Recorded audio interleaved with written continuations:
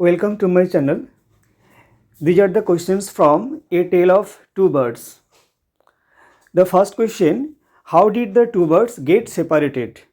অর্থাৎ কিভাবে the two birds দুজন পাখি বা দুটো পাখি get separated, তারা separated হয়ে গেল।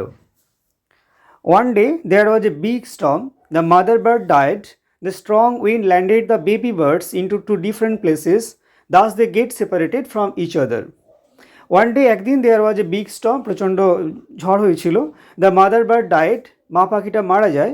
The strong wind landed the baby birds into two different places, এবং স্ট্রং উইন্ড প্রচণ্ড বাতাস ল্যান্ডেড দ্য বেবি বার্ডসগুলোকে উড়িয়ে নিয়ে যায় ইন্টু টু ডিফারেন্ট প্লেসেস, দুটো আলাদা আলাদা জায়গায়। Thus they get separated from each other, এইভাবে তারা একে অপরে সেপারেট হয়ে যায়। The second question, where did each of them find a home?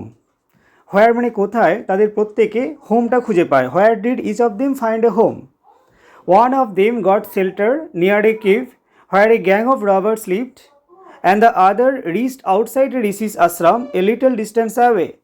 One of them, তাদের মধ্যে একজন, গট শেল্টার মানে আশ্রয় পায়, নিয়ার এ কেভ বলতে একটা গুহার কাছে, হোয়ার যেখানে a gang of robbers lived একদল ডাকাতরা বাস করতো, and the other reached outside a rishi's ashram, এবং অন্য একজন রিচ মানে পৌঁছে যায় একটা ঋষির আশ্রমের কাছে, এ লিটল ডিস্টেন্স মানে একটু দূর। Next question, what did the first bird say to the stranger? What did the first bird, প্রথম পাখিটা কি বলেছিল, সে টু দ্য স্ট্রেঞ্জার অর্থাৎ স্ট্রেঞ্জারকে কি বলেছিল? The first bird behaved strangely, first bird behave মানে আচরণ করেছিল, স্ট্রেঞ্জলি বলতে অদ্ভুতভাবে। He told the robber to hurry off, সে রবারদেরকে বলেছিল টু হারি অফ তাড়াতাড়ি করতে, and to rob the jewels and the horse of the king, রাজার জুয়েলস এবং হর্সগুলো নিতে, হর্সটা নিতে, or he would go away অথবা সে চলে যাবে। Next question, what did the second bird say to হিম? অর্থাৎ সেকেন্ড বার্ড তাকে কি বলেছিল?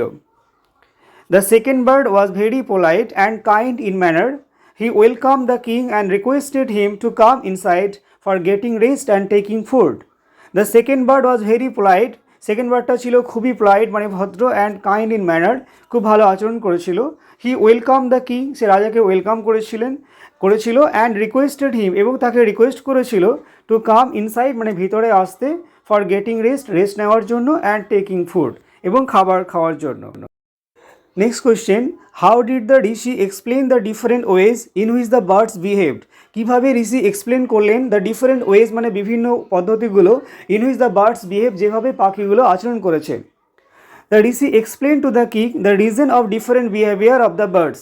দ্য ঋষি এক্সপ্লেন মানে ঋষি ব্যাখ্যা করেছেন, টু দ্য কিং মানে রাজার কাছে, দ্য রিজন মানে কারণটা, অফ ডিফারেন্ট বিহেভিয়ার মানে আলাদা আলাদা আচরণ করার কারণটা, অফ দ্য বার্ডস পাখিগুলোর।